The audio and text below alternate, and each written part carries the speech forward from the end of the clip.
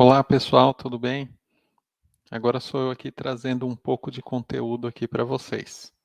Então aqui eu vou fazer uma apresentação agora. A ideia aqui é falarmos sobre a estratégia de segurança e antifraude em Cian para os próximos anos. Tá?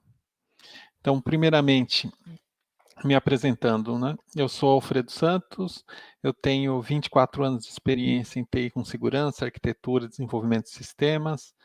Sou escritor de livros de desenvolvimento de segurança, escrevi o primeiro livro de IAM em português também.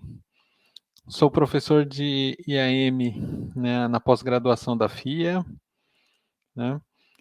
Já atuei em projetos em várias empresas do mercado e vendors também, como CA, IBM, Novell, né, que chama Microfox hoje em dia, nas telcos ali na Claro, na TIM, na BASF, entre outros, né? E atualmente eu sou arquiteto sênior de AM na Farfetch, em Portugal. Sou criador também da formação Identity Academy. Caso não tenha interesse em conhecer essa formação, esse curso, é só colocar no Google Formação Identity Academy, que está fácil para localizar ele. E sou curador aqui do IAM Tech Day. Tá? Tem meu LinkedIn, caso tenha interesse em conectar. Então, vou falar aqui um pouco do contexto de Ciam para iniciativas digitais. Né? Então, do contexto, a gente está falando aqui de acesso multicanal, né, com a variedade, web, mobile, por aí vai. Estratégia API First das empresas, então está tudo APIficado. Né? Risco de fraudes, usando credenciais dos usuários, quer dizer, esse é um grande vetor aí, né, no contexto de Ciam. E a experiência do usuário, que a gente não pode relaxar com isso e, ao mesmo tempo, tem que dar segurança. Então, falando aqui dos riscos, né? A manipulação do mobile é um ponto importante.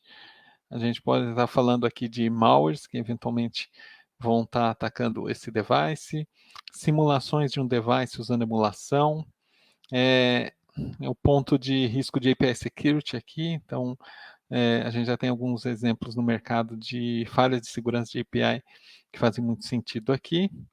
Roubo de credencial e sessão, também é outro risco. Vulnerabilidade de aplicações, que não é nosso foco, mas estou apontando aqui. Acesso privilegiado e processo. Tá? Processos aqui eu trago o exemplo já bem conhecido aqui do Dave, né? Que por mais que você use diversas tecnologias, ainda existe o Dave, e esse é um dos grandes pontos aí de falha, né? O atacante ele vai buscar exatamente esse ponto para tentar burlar toda a tecnologia. Então você tem que ter depois aí um aparato para ajudar nisso dos processos, mas sempre é bom atuar forte em processos na empresa. Outro desafio são os canais de acesso. Então existem diversos canais de acesso hoje em dia. Então a gente está falando de totem, aplicação móvel, IoT, sistemas web, entre outros canais. Né? Então, essa variedade também aumenta aí o seu leque, né? E a sua camada aí de exposição. Milhares de sistemas operacionais móveis e configurações de usuários, principalmente quando estamos falando de Android, cada fabricante tem seu sabor próprio de sistema operacional com suas configurações, e aí o risco vai se ampliando cada vez mais. Experiência do usuário versus segurança é outro desafio. Se você prejudica a experiência do usuário, você perde o cliente para outro. E se você flexibiliza demais, como fica a segurança, então isso é um ponto que a gente vai falar aqui hoje. Outro desafio são as ferramentas de monitoramento de comportamento ali do Cian, que elas não interagem com ferramentas internas de monitoramento de segurança. Então também tem uma estratégia aqui de como tratar isso. E desenvolvimento tem que incluir todos os cenários de segurança cobertos por Cian. Então, hoje em dia, existe um engajamento forte de arquitetos de sistema, né? Arquitetos que não são necessariamente de segurança, já engajados com toda a parte de acesso do seu cliente consumer. Então vamos lá para a estratégia proposta. Primeiramente aqui para mobile, a ideia é que a gente trabalhe com Multi Authentication. Então, a sua aplicação mobile, ela tem uma validação de que ela está conectando na API correta, e do seu lado ali da empresa você tem também ali uma validação e uma certeza que a sua aplicação móvel é uma aplicação legítima sua, né, que está atuando. Então já teve casos no Brasil de que, por exemplo, um sistema que atendia um volume alto de clientes, ele foi substituído por um sistema fake e as aplicações começaram a conectar nele, começaram a tentar se autenticar e aí seguiu todo o roubo aí do acesso. Com Multi Authentication não teria esse tipo de problema. Seguimos colocando aqui Device DNA, geolocalização e Access Behavior. O que seria isso? Device DNA seria entender a aplicação móvel, o telefone, as características dele para montar um mapeamento de como que é o DNA, né, desse aparelho. Você faria também uma análise de geolocalização. Você usa isso, por exemplo, para fazer um onboard de um cliente para validar se ele está perto do endereço que ele está informando e também para validar se esse cliente ele está em uma geolocalização que ele costuma atuar e se também existe aí um risco de fraude, como de repente ocorrer um acesso no exterior, né, de uma pessoa que sempre está em um determinado estado, né, no Brasil, por exemplo. E o Access Behavior seria mais esse comportamento mesmo. Se eu acesso só em horário comercial, porque de repente eu estou acessando de madrugada, se tem algo estranho, né, se eu estou tendo acessos rápidos de uma geolocalização para outra, então tudo isso, né, vale a pena ser analisado. Seguindo aqui, comportamento do local do usuário para cada transação. Então, a ideia aqui é tentar identificar se existe um Remote Access Trojan, né, conhecido como RAT, que seria ali um malware que está aproveitando de uma sessão ativa para tentar transacionar como um usuário. Então, a ideia é usar uma tecnologia que entenda que quem está executando os comandos não é, primeiramente, uma pessoa e não é exatamente você. Então, aí tem uma série de características que essas soluções conseguem analisar para identificar que é você, ou se é um malware, ou se até é uma pessoa que está com seu aparelho.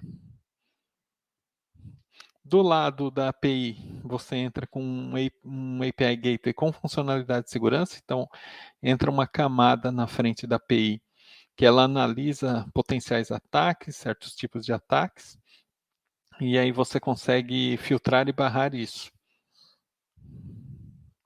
Seguindo com uma análise de dados dessa API, usando, por exemplo, machine learning. Então, existem tecnologias que elas conseguem ler o que está sendo trafegado e entender se isso é um ataque, se isso é, por exemplo, um vazamento de informação, e ela analisa isso sempre em tempo real e principalmente usando machine learning para entender os desvios e comportamentos novos, o que não daria para ter uma regra já pré-mapeada, como era o caso das regras anteriores que eu comentei. Você inclui funcionalidades de AAA aqui, para que o gateway de API ele seja responsável por fazer a validação de autenticação, autorização e auditoria desse acesso das aplicações móveis. Aí vamos falar aqui da orquestração do acesso, que é outro ponto importante. Então eu tenho o acesso, que vai cair numa camada de orquestração. Essa camada de orquestração é como se fosse um decisor, né? E essa camada de orquestração ela encaminha para uma ferramenta de análise de risco. Essa ferramenta ela vai analisar aquilo que já foi coletado, que falamos, como o DNA, a geolocalização, o comportamento de acesso. E aí, dado essa análise de risco, ela pode decidir se será necessário OTP1, OTP2 ou biometria, né? E ela pode ainda dar uma condição de passwordless, né? Dentre outras que a gente está vendo aqui no evento, aqui seria uma onde, por exemplo, eu dou um comportamento como se fosse um aplicativo de transporte, né, que a gente utiliza hoje em dia, que você abre o aplicativo e ele já entra logado, né? Então, por que ele entra logado? Porque ele entende que aquele celular é seu e está numa situação confiável. Isso é uma orquestração que está ocorrendo por trás. Ela analisa o risco, entende que você pode entrar logado. Se ela entendesse que tinha algo estranho, ela pode solicitar um OTP para você, por exemplo. Aqui entra o ponto da experiência do usuário, onde essa análise de risco ela vai gerar um atrito para o usuário somente quando é necessário. Tá? Seguindo aqui no monitoramento, eu tenho o acesso, né, desse usuário, ele é feito uma análise de risco desse acesso. Essa análise de risco ela verifica naquele ponto da orquestração que falamos, se ele pode seguir ou não, eventualmente vai pedir um OTP, e aí segue para uma parte interna de User Behavior Analysis, né, o UBA. O que seria isso? Na análise de risco, eu tomei decisões e eu fiz ali o meu monitoramento. Eventualmente, a pessoa ela foi viajar e eu entendi que eu tinha que desafiar ela com um OTP para garantir que era ela mesma. Eu dei o acesso para ela, mas se essa pessoa teve que informar um OTP, eu posso considerar ela como um amarelo em estado de alerta. Esse amarelo, se eu não informo ninguém, acabou ali na minha concessão de acesso. A ideia aqui é que eu pegue essa informação do amarelo e encaminhe para a ferramenta interna de monitoramento para resolver aquele vale que a gente falou no comecinho da apresentação. E aí, com essa análise encaminhada, a ferramenta de Uber ela segue monitorando esse usuário para verificar se algo estranho ocorre após esse processo todo de autenticação aqui, após esse processo aqui do CIAM. Aí, seguindo aqui, eu trago para vocês também aqui para a estratégia a parte de onboard de clientes. Então, o que seria um onboard de cliente recomendado, né? Ou pelo menos parte dele aqui faz sentido para vocês.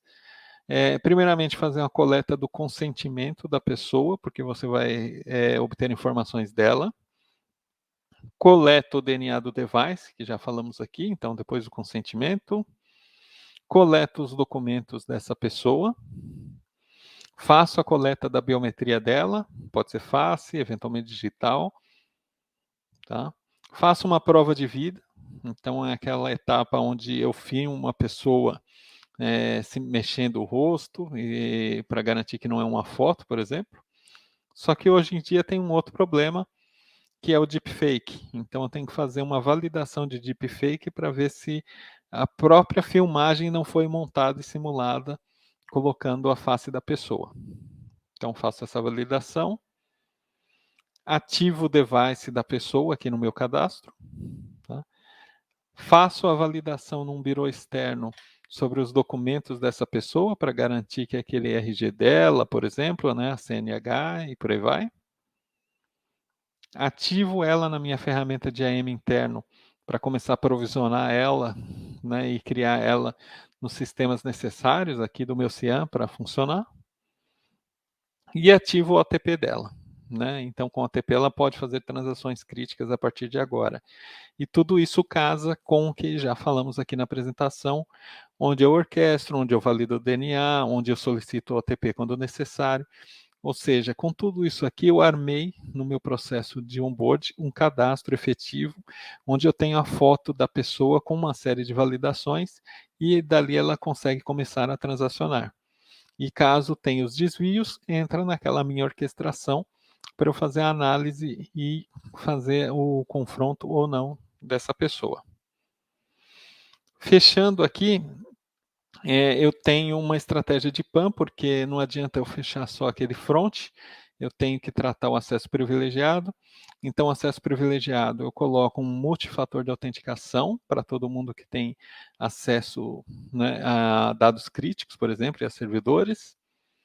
Eu limito que recursos que o meu operador consegue acessar, então ele não precisa acessar todos os servidores da empresa ou todos os bancos de dados. Eu consigo controlar quais comandos que ele vai realizar, né, para que ele, por exemplo, seja root, não quer dizer que ele pode fazer tudo. Registro os comandos dele para poder fazer uma auditoria externa depois, então, eventualmente, até para fazer uma busca por comando, quem realizou aquele comando, quem apagou tal informação. Gravo as telas também para ter evidências e para também ver a navegação de uma forma mais completa, tá? E aí eu controlo também as credenciais que são utilizadas, né, além ali dos sistemas, nos scripts e aplicativos, né, de forma que não vaze, por exemplo, uma credencial usada por um script que tem acesso direto a um banco de dados, tá? Então é isso, eu quis trazer aqui uma mensagem até rápida. Vocês têm aqui o meu LinkedIn para poder falar comigo, tem meu e-mail, caso queiram falar comigo também, e eu convido novamente para que vocês conheçam a formação Identity Academy, caso se interessem em desenvolver a habilidade de vocês em IAM. É isso e obrigado.